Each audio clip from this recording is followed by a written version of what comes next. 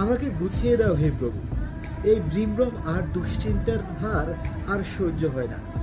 ভিতরে এক অদৃশ্য যুদ্ধ চলছে, কারো চোখে পড়ে না, কেউ বুঝেও না।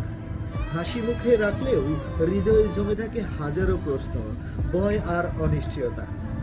এই দুনিয়ার চাহিদা, মানুষের প্রত্যাশা, নিজের অক্ষমতা, সবকিছু মিলিয়ে কখন যেন এক বিশৃঙ্খলার নাম হয়ে উঠেছে আমি। প্রভু, তুমি জানো আমি কতটা ক্লান্ত, কতটা এলোমেলো। তোমার কাছে কিছু চাওয়া নেই, শুধু চাই একটু প্রশান্তি, একটু দয়া, একটু আলোর দিশা। আমাকে গুছিয়ে দাও হে করুণাময়।